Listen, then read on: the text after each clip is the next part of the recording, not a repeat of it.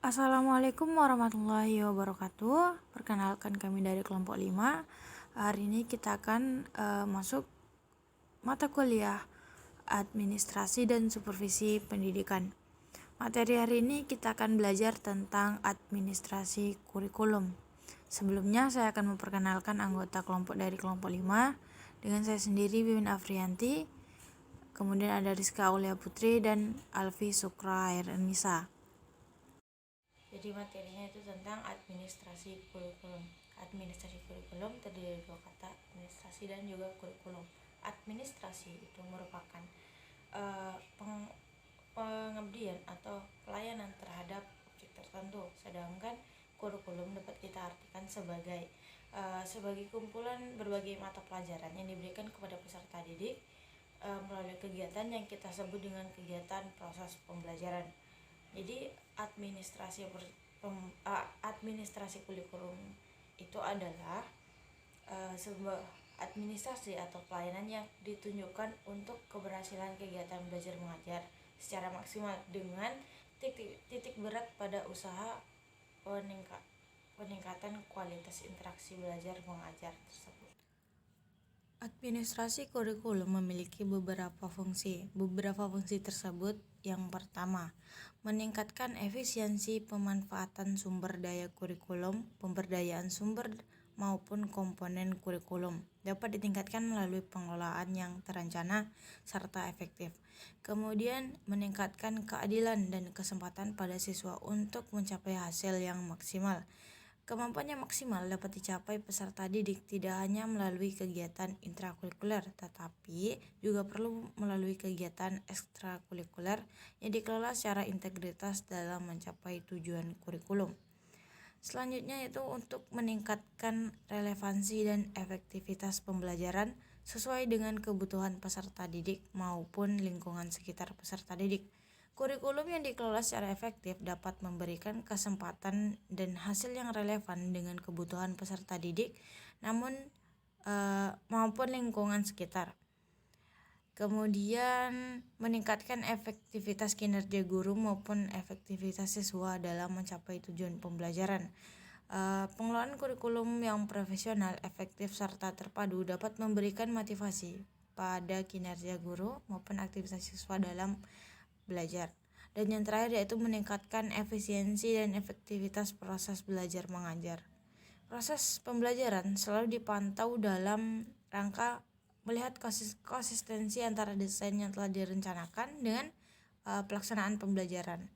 Dengan demikian, ketidaksesuaian antara apa yang dirancang dengan apa yang diterapkan dapat dihindarkan. Di samping itu, guru maupun siswa selalu termotivasi untuk melaksanakan pembelajaran yang efektif dan efisien karena adanya dukungan kondisi positif yang diciptakan dalam kegiatan pengelolaan kurikulum.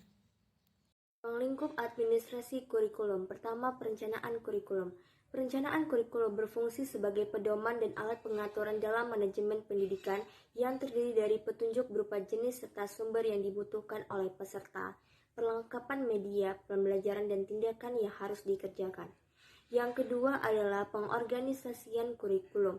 Di dalam administrasi kurikulum, organisasi adalah merupakan desain bahan-bahan kurikulum yang memiliki tujuan untuk mempermudah peserta didik untuk mendalami serta menguasai bahan pelajaran, serta mempermudah jalan belajar sehingga tujuan pembelajaran peserta didik dapat dicapai secara efektif. Yang ketiga, pelaksanaan kurikulum. Pelaksanaan kurikulum adalah proses yang memberikan kepastian bahwa proses belajar mengajar telah memiliki sumber daya manusia dan sarana serta prasarana yang diperlukan sehingga dapat mencapai tujuan yang diinginkan. Yang terakhir adalah evaluasi kurikulum.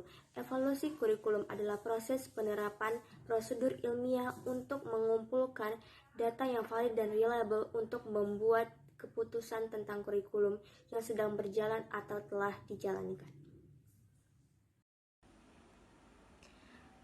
Selanjutnya, prinsip administrasi kurikulum. Kurikulum dibina dan dikembangkan berdasarkan pada prinsip-prinsip yang dianutnya.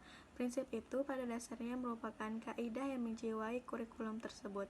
Prinsip-prinsip yang biasanya digunakan dalam suatu pengembangan kurikulum menurut Sudirman yaitu prinsip orientasi, prinsip relevansi, prinsip elektivitas, prinsip efisiensi, prinsip fleksibilitas, prinsip integritas, prinsip sinkronisasi, prinsip kesinambungan, prinsip objektivitas, prinsip demokrasi.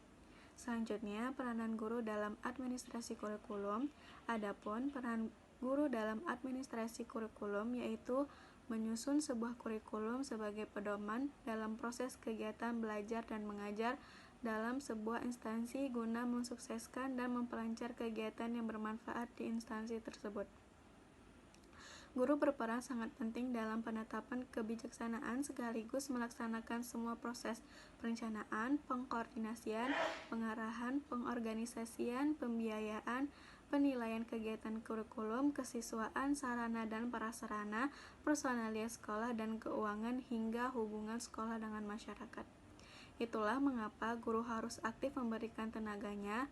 Administrasi sekolah adalah pekerjaan yang bersifat kolaboratif, yang artinya pekerjaan yang didasarkan atas kerjasama, tidak individual.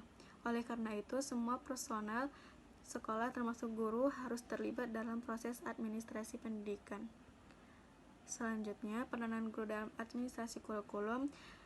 Yang pertama itu implementer. Guru berperan dalam mengaplikasikan kurikulum yang sudah ada. Dalam melaksanakan perannya, guru hanya menerima kebijakan perumusan kurikulum. Yang kedua, updater. Guru berperan lebih dari sebagai pelaksana kurikulum, tetapi juga sebagai penyelaras kurikulum dengan karakteristik kebutuhan siswa dan kebutuhan daerah. Yang ketiga, developer. Guru berwenang dalam mendesain kurikulum. Guru bukan saja dapat menentukan tujuan dan isi pelajaran akan disampaikan, akan tetapi guru juga dapat menentukan strategi apa yang harus dikembangkan serta bagaimana mengukur keberhasilannya. Yang keempat, researcher. Peran guru sebagai peneliti kurikulum. Peran ini dilaksanakan sebagai bagian dari tugas profesional guru yang memiliki tanggung jawab dalam meningkatkan kinerjanya sebagai guru.